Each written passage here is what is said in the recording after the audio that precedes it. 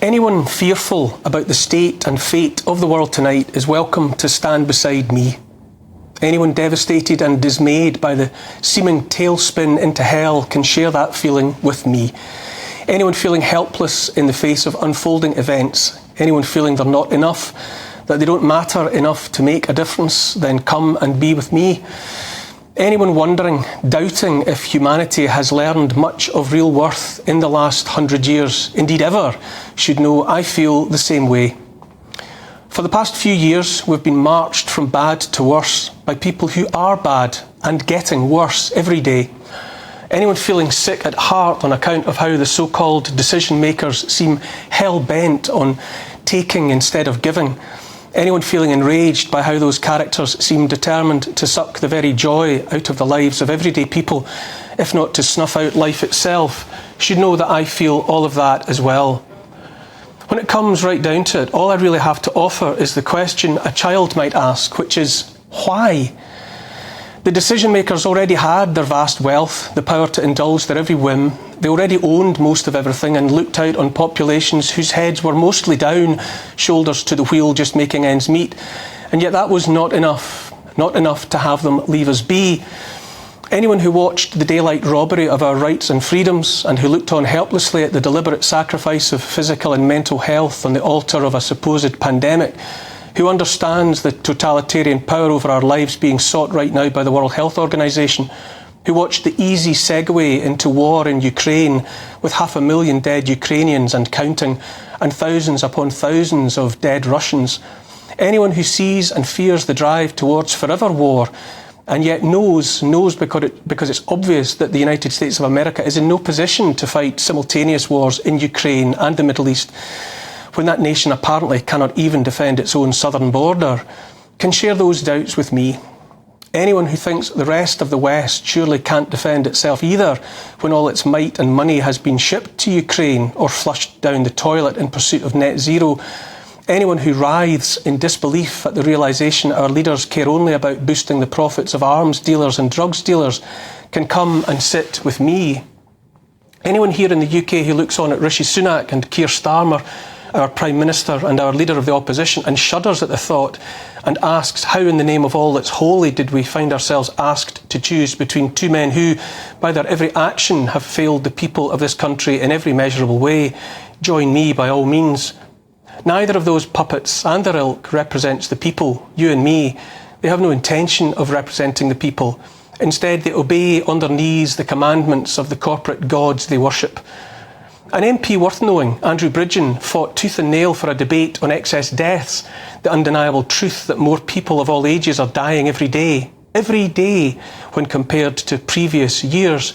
20 times he asked for that debate before it finally happened, and this week he stood in an all but empty chamber, the guilty parties staying away in droves, almost in their entirety, while one man asked questions about life and death that none of his colleagues cared to contemplate, far less answer. Who are these spineless, graceless non-entities? Why should we regard them, far less listen to a word from any of their mealy mouths, supposing their snouts were ever out of the trough long enough for any of them to listen, far less to speak, or is that squeal? And now, if you're wondering how much worse things can get, how much worse things have to get, and you're looking on tonight at the peoples of the old world, the inhabitants of the benighted Holy Land, and feeling only mounting horror and fear about the vortex of death spinning there, anyone feeling hopeless and sickened and grief-stricken in the face of all that can take a seat alongside me. Anyone who knows that the world is on the cusp of radical, irreversible change and fears the path we're being forced down, let me assure you, I fear it too. The poets have known the truth of it. Irishman W.B. Yeats, born into a country that has known more than its share of spilled blood, horror and grief, was especially clear-eyed. Things fall apart, he said. The centre cannot hold. Mere anarchy is loosed upon the world.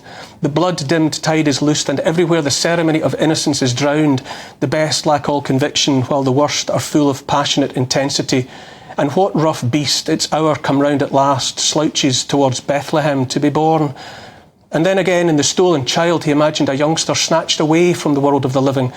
A world more full of weeping, he wrote, than he can understand.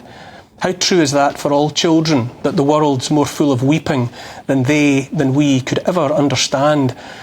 How can we endeavour to understand what's happening now? The endless sadness of lost children, dead children, and they're all our children in the end. What are we then? Who are we then? And by we, I mean our species that we call humankind. Depending on what you read and what you believe, we may have been here upon this earth for 200,000 years. Our fortunes have waxed and waned. There are apparently 8 billion of us alive all at once, right now, this moment. We're capable of anything and everything. Some human hands painted the ceiling of the Sistine Chapel. Others torture and murder their fellow human beings without a care in the world. A human mind came up with "burn, baby, burn." Another wrote, "Thanks to the human heart by which we live, thanks to its tenderness, its joys and fears, to me the meanest flower that blows can give thoughts that do often lie too deep for tears." How is it that both those thoughts are side by side in the human soul? We're angels and demons both, as it turns out. I just look on tonight at more and more of those dreadful images made so hellishly familiar across the years of my lifetime, of pale, dry concrete buildings blasted and shattered into shards, shrouded in dust clouds and littered with the bodies of infants, splashed with blood, with old blood and new blood. Sometimes the likes of you and me can only look out at the world and share with one another the desperation of not knowing what to do, what's to be done, wondering if there's anything that can be done. Sometimes the most any one of us can do is keep going in hopes of better days. In 1848, an English magazine carried the following story. When an Eastern sage was desired by his sultan to inscribe on a ring the sentiment which, amidst the perpetual change of human affairs, was most descriptive of the real tendency, he engraved on it the words, "This too shall pass." Is that all there is for you and me tonight? The hope that this too shall pass? All I mean to do then is declare fellowship with those who are looking out at the world and feeling little more than helpless sadness. The English artist and writer Mervyn Peake was sent by a British newspaper to record the liberation of Bergen-Belsen concentration camp in 1945. Among much else, he watched a little girl die of tuberculosis there before his eyes, chalk-white arms and the pillows hardly creased by the tapping of her little cough-jerked head, her limbs like pipes, her head a china skull. Then where is mercy? What a question. Perhaps the only question worth asking tonight. Where is mercy? In the West, we used to tell ourselves that we lived by Christian values. By the way we've gone about being Christians in recent decades, centuries really, has been, I would say, a negation of the Christianity of Jesus Christ. Read the words of his Sermon on the Mount and ask yourself if it's Christ's Christianity that you see around you in the words you read and hear all around. Blessed are they which do hunger and thirst after righteousness, for they shall be filled. Blessed are the merciful, for they shall obtain mercy. Blessed are the pure in heart, for they shall see God. Blessed are the peacemakers, for they shall be called the children of God. Blessed are they which are persecuted for righteousness' sake, for theirs is the kingdom of heaven. Instead of all that, we get one war after another and full-throated calls for yet more war after that. We're enthralled to a military-industrial complex, and war is its answer to every question in much the same way that if the only tool you have is a hammer, you tend to treat everything like a nail. After all these centuries since Jesus Christ, more than 2 millennia in fact, it seems the only God too many want to worship is a vengeful God.